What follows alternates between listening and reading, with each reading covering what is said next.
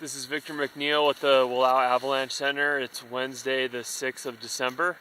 Today I'm in the Northern Wallowas in Salt Creek Bowl, just near Fat Ridge, out of the Salt Creek Summit Snow Park. I'm on a northeast aspect right at 8,000 feet. At this location there's about 2 feet of snow, some that's been here for quite a long time.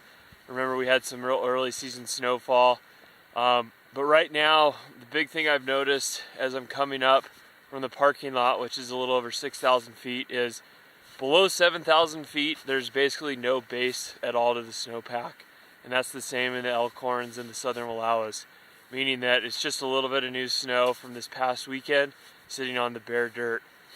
As we get up higher, above 7,500 feet, and then up to 8,000 feet though, there's some new snow from this past weekend, but there is an old base that new snow is sitting on, and it's around 2 feet right now. So as you can tell, this is the new snow down to my crystal card.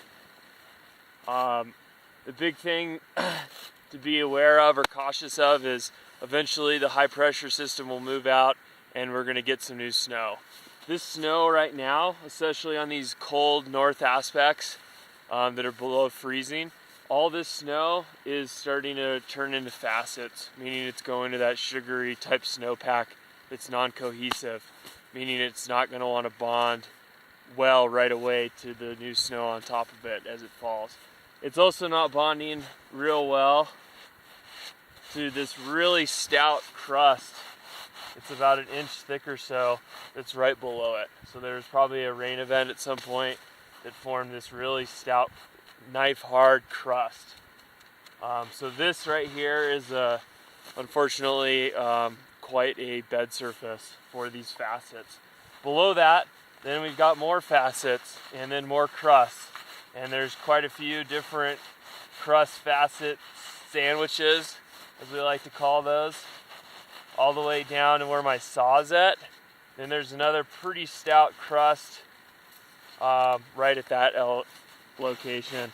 So that's about a foot or so up from the dirt. And then below that, all this snow down here is super rotten sugar snow, pretty big faceted grains. From 8,000 feet to the tops of the peaks, that's what we're going to see more of. There probably is going to be a deeper snowpack at elevations above 8,000 feet where it hasn't gotten blown away.